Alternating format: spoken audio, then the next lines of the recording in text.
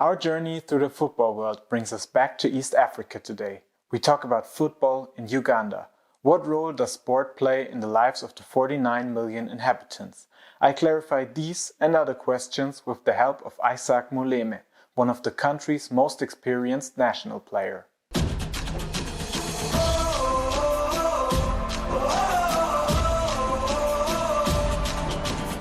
In previous videos we have already talked about South Sudan and also Kenya. Now we return to East Africa, leaving the Caribbean behind. How long will we be on the road this time?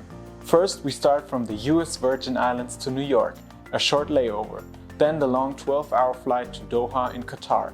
From there we take American Airlines directly to Entebbe International Airport, the only international airport in Uganda. A 34-hour trip from the Caribbean sun directly into the tropical climate of Uganda. It is not far from the airport to the capital Kampala. Almost 7 million people live in the entire metropolitan area, so we have to be careful not to get lost there. And if we do, well, at least I have the address of the Federation of Uganda Football Associations, the heart of football in the country. There are 31 other smaller football associations in the country, all of which merge to form the big one. In terms of football, the country is divided into a total of 13 administrative zones.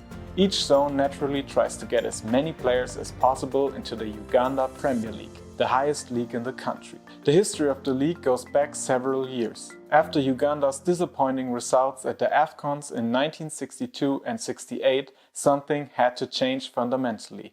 A national league was supposed to train more good players for the national team and promote talent better. Thus, in 1968, a league with 8 teams started. 3 represented institutions such as the army, 4 district sent teams and 1 independent club started. However, the league was suspended in 1972 and 73 because of civil unrests in the country. It was not to be the only negative highlight in the league's history.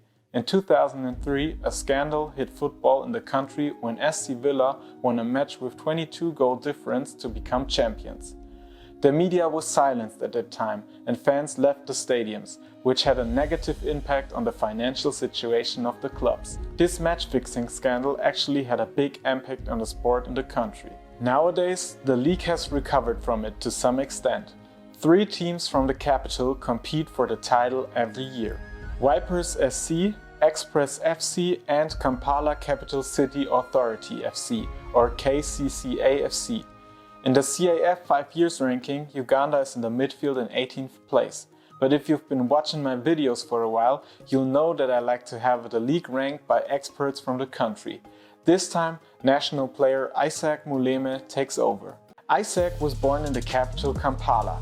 He worked his way up to the Premier League, where he also played for SC Villa and KCCA FC and won the championship.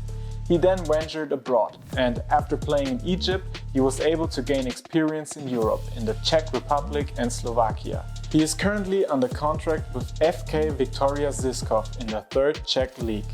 He made his debut for the national team in 2014 and currently has 49 appearances to his name. You know, in my country, I used to play in Uganda. I used to play for Villa because it's where I grew up. It was the biggest club before. You know, we don't have our league is not professional, but nowadays they are trying to make it professional. The structures are not like that much good. They are not much good. We need to build more structures, be having more professional players or more professional investors to boost the league. The strength of the league can also be well assessed by the international performances. This season, Vipers SC made it to the group stage of the CAF Champions League and survived both qualifying rounds. Now, in February, they have the chance to advance to the quarterfinals against Raja Casablanca, Horoya and Simba. The last time KCCA made it to the group stage was in 2018, where they narrowly failed. If the Vipers advance, it would be the biggest achievement by a Ugandan club since 1995, when Express FC reached the semi-finals of the African Cup of Champions, the predecessor of the Champions League. The team narrowly missed out to Orlando Pirates. In 1991, SC Villa even made it to the final, where they lost to Club African from Tunisia. But you see, in the 90s, teams from Uganda were among the strongest on the entire continent. In the second competition, the CAF Confederations Cup, there has been no success for teams from Uganda since its inception in 2004. So it has to be said that the teams currently cannot match the successes of the 70s and 90s. But can the national team perhaps?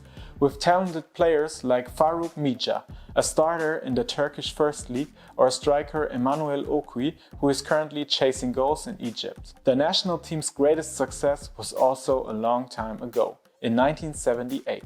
Uganda made it to the final of the Afcon, but narrowly lost 0-2 to Ghana.